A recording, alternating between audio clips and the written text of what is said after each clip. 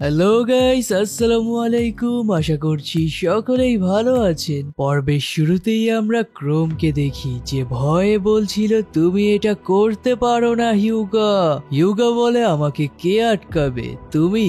এটা বলেই সে ক্রোমের উপর অ্যাটাক করে দেয়। পর মুহূর্তেই দেখি সে ক্রোমকে অ্যাটাক করেনি, বরং তার স্পেয়ার টেকনিক ইউজ করে হাই স্পিডে মাটি ঘুরতে আরম্ভ করে। সুকাসা বলে লং টার্ম খোদাই করতে গেলে আমাদের অবশ্যই সায়েন্সের বানানো ড্রিল মেশিন লাগবে। এটা বলতেই সিন চলে যায় কাসোকির ক্রাফটিং জোনে, যেখানে সে বানিয়ে ফেলে ড্রিলিং ওয়েপন। মোজ এসে বলে এটা দিয়ে যদি শত্রুদের হিট করা হয় তাহলে তারা বাঁচতে পারবে বলে মনে তো হয় না। মিনামি বলে তারা এটা দিয়ে জাস্ট মাটি ঘুরবে। রিউসি বলে এসব বাদ দিয়ে এটা ভাবো যে ল্যাব কার এন্ড এই ওয়েপনটা তাদের কাছে কিভাবে পাঠানো যায়। বুঝেছি, পরবর্তী কাজগুলো সামাল দিবে আমাদের দক্ষ যোদ্ধা। আমরা তাইজুকে দেখি যে সেঙ্কুর রুমে গিয়ে ইউজুরিহা ও লুনাকে সেঙ্কুর খেয়াল রাখতে বলে। অতঃপর ল্যাব কার নিয়ে ক্রোমদের উদ্দেশ্যে রওনা হয়ে যায়, যা আবার দূর থেকে কার্লোস ও ম্যাক্স দেখে ফেলে। আর দুজনেই একসাথে বলে উঠে তুমি ওদের ফলো করো। এটা বলেই তারা নিজেদের মধ্যে আবারও ফাইটিং শুরু করে দেয়। কিন্তু তখনই তারা দেখে তাইজু ল্যাব কার নিয়ে তাদের দিকেই আসছে। তাইজু কার ব্রেক করে বলে হেই, তোমরা তো জাসুস তাই না? আর তোমরা এখন আমার কারটা ফলো করতে চাচ্ছিলে, তো এত কষ্ট না করে সোজা আমার গাড়িতে উঠে পড়লেই তো পারো। ম্যাক্স ও কার্লোস বলে আমরা কেন উঠবো, আমরা তোমার শত্রু। হ্যাঁ, কিন্তু আমি ওদিকটাই যাচ্ছিলাম, চাইলে তোমরা আমার সাথে যেতে পারো। পরের সিনে দেখি কার্লোস গাড়িতে উঠে পড়ে আর জিজ্ঞাসা করে মিস লুনা তো ঠিক আছেন তাই না? তাইজু বলে তোমার কথাটা আমি বুঝতে পারিনি, কিন্তু লুনার নামটা ঠিকই শুনেছি। আমি জানি লুনাও তোমাদের সাথেই এসেছে, কিন্তু সে এখন আমার বন্ধুর খেয়াল রাখছে। এতে আমার কিছুই যায় আসে না যে সে শত্রুদের জাসুস, কেননা সে সেঙ্কুর খেয়াল রাখছে। তাই আমরা তার সাথে কখনোই খারাপ ব্যবহার করব না। এগুলো শুনে কার্লোস ভাবে ও ওরা কত ভালো। সিন আবারও শিপে চলে যায়, যেখানে মিনামি বলে আচ্ছা তাইজুর কাছে কি ড্রাইভিং লাইসেন্স আছে? আমরা দেখি তাইজু ল্যাব কারটাকে এমন ভাবে চালাচ্ছে যেন ওটা কার নয় বরং ফাইটার জেট। সে ফুল স্পিডে সব ভেঙে চুরে নিজের মতো করে আগাচ্ছিল। কার্লোস বলে কি রে ভাই, তুই কি আমাকে অকালে মারতে চাস নাকি? আমি তো এখনো বিয়েই করিনি। তাইজু বলে চিন্তা করো না, আমি আগে মোবাইল গেমস এর মধ্যে ড্রাইভিং এ টপ ছিলাম। এগুলো দেখে শুনে তো কার্লোসের ফেটে যায় আর সে তাইজুর কাছ থেকে ড্রাইভিং নিয়ে স্মুথলি গাড়িটা চালাতে থাকে। কার্লোস ভাও, তুমি তো সেই ড্রাইভিং করো, তুমি কি আগে স্পট কার চালাতে নাকি? কার্লোস ভাবে আমি একজন প্রফেশনাল ড্রাইভার, কিন্তু আমি শত্রুদের গাড়ি কেন চালাচ্ছি? সিন কাট হয়। আমরা দেখি কার্লোসকে গাছের সাথে বেঁধে ফেলা হয়েছে, যেখানে উকিও বলে বুঝলাম না ও এই পর্যন্ত আমাদের গাড়ি করে কিভাবে আসলো। তাইজু এসে বলে হেই, তোমরা কার্লোসকে বেঁধে রেখেছো কেন? ওই তো গাড়িটা চালিয়ে আমাকে এই পর্যন্ত নিয়ে এসেছে। হিউগা বলে যদি আমরা তাকে ছাড়ি তাহলে সে সোজা জেনোর কাছে চলে যাবে। ক্রোম আবার পাকনামি করে বলে হ্যাঁ, সাথে আমাদের টানেল বানানোর কথাটাও বলে দিবে। কার্লোস বলে কি টানেল? পরের সিনে দেখি ওরা খোদাই করার জন্য সমস্ত ইকুইপমেন্টস নিয়ে কাজে লেগে পড়ে। ক্রোম আন্ডারগ্রাউন্ডে অক্সিজেন সাপ্লাই দেওয়ার জন্য ড্রোনের পাখা খুলে কিছু একটা বানিয়ে ফেলে, যা আমাদের দেখানো হয় না। অতঃপর উকিও এন্ড কোহাকু মিলে তা সেট আপ করে ফেলে। তাইজু ভেতরে গিয়ে মাটি খোঁড়ার কাজ শুরু করে দেয়, সাথে বাকিরাও যে যার কাজে লেগে পড়ে। সকলেই নিজের কাজ খুব ফোকাস দিয়ে মেইনটেইন করছিল, আর কার্লোস এগুলো দেখে ভাবছিল এরা তো জাস্ট হাই স্কুলের বাচ্চা যারা মিস লুনার বয়সী হবে বা তার চেয়েও ছোট, কিন্তু এরা এত কিছু কিভাবে করতে পারছে।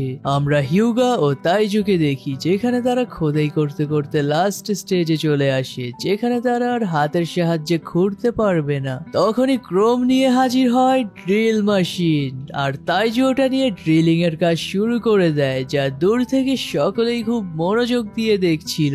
আর অবশেষে তারা যা এক্সপেক্ট করছিল তা সফল হয়। পাথরের বড় কণাগুলো ভেঙে আসতে থাকে, যা দেখে ওরা সকলেই খুশি হয়ে যায়। বাট কেন যেন ওদের এই খুশি দেখলে আমার খুবই বিরক্ত লাগে। ড্রিল মেশিন দিয়ে ড্রিল করেছে, এখানে খুশি হওয়ার কি আছে? ক্রোম এগিয়ে বলে যাই হোক, যারা ভিডিওটা দেখছেন কমেন্টে অবশ্যই জানাবেন যে ওভারঅল কোয়ালিটি আপনাদের কাছে কেমন লাগছে। সিন কাট হয়। হয় মাটির সাথে আমাদের আকাশের দিকটাও এগিয়ে থাকতে হবে, আর শুধু আকাশই নয় সমুদ্র সহ সব কিছুতেই। তো চলো এই ক্যারিয়ার বানানোর কাজ শুরু করা যাক। হ্যাঁ, কিন্তু আমাদের ফিনিশিং এর জন্য অবশ্যই সেঙ্কুর হেল্প লাগবে।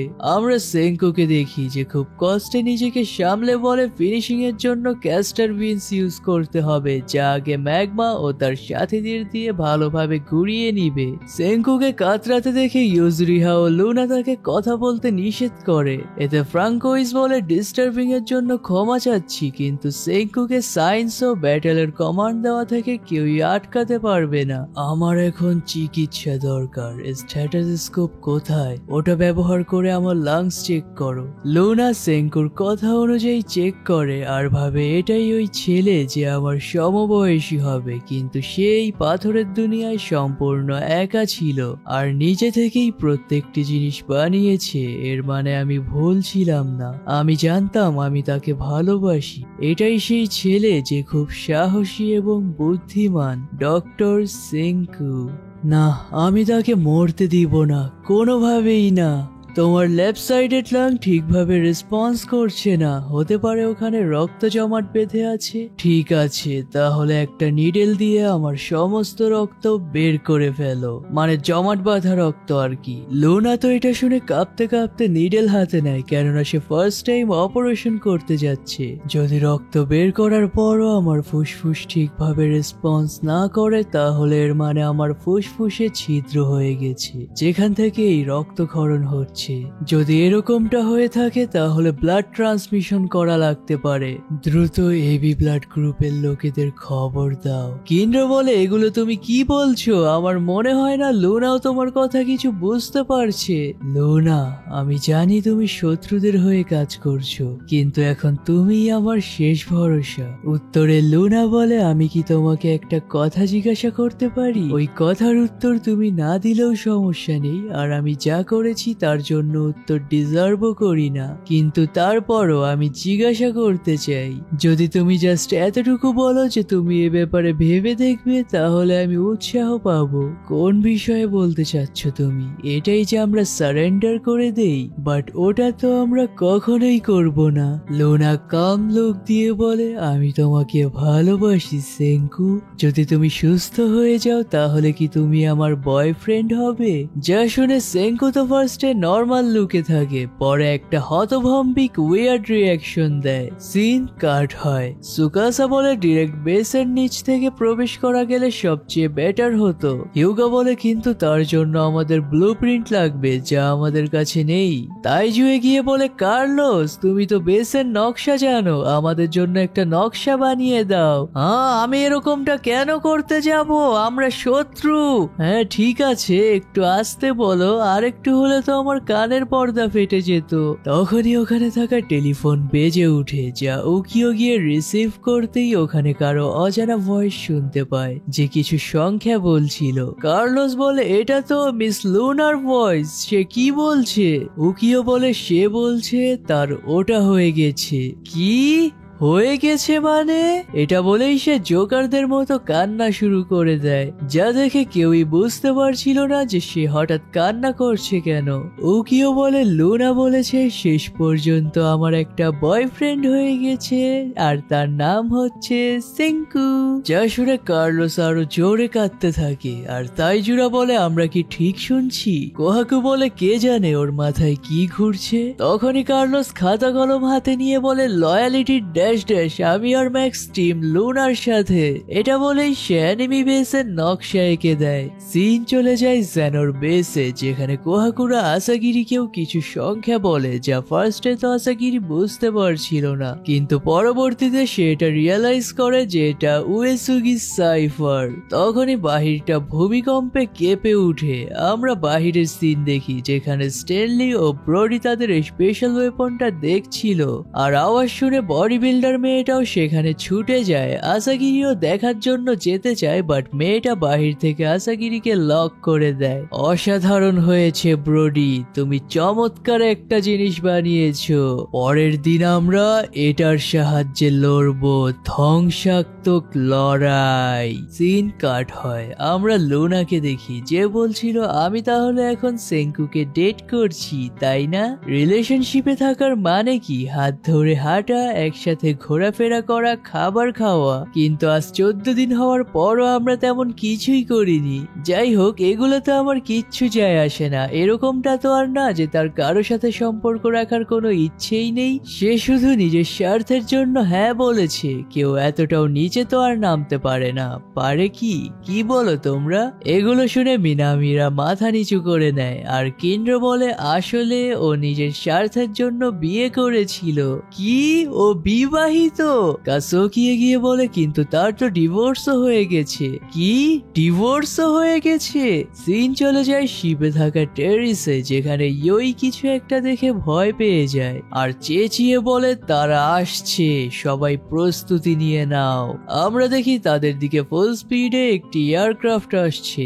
ব্যাকগ্রাউন্ড থেকে আওয়াজ আসে, ইয়ে, আমাদের এটারই অপেক্ষা ছিল। আমরা দেখি এতদিনে ওরাও একটি ক্যারিয়ার বানিয়ে ফেলেছে। আমরা তাদের মডিফাইড ক্রাফট দেখি, যা দেখতে খুবই জোস লাগছিল। রিউসুই গিয়ে ক্রাফটে উঠে পড়ে, যার পেছনে সেঙ্কুও ছিল। হ্যাঁ, তোমরা কি ভেবেছিলে আমি মরে গেছি? এটা বলেই তারাও ফুল স্পিডে ক্রাফটটা লঞ্চ করে। এটা হবে সায়েন্স ভার্সেস সায়েন্সের লড়াই। তো পরবর্তী পর্বে আমরা একটা জমজমাট লড়াই দেখতে পাবো, যার শেষে খুবই ইন্টারেস্টিং প্লট থাকবে, যেখানে ডক্টর জেনোকে কিডন্যাপ করে ফেলা হয়। তো দেখা হবে নেক্সট এপিসোডে। Till then take care, bye bye, আল্লাহ হাফেজ।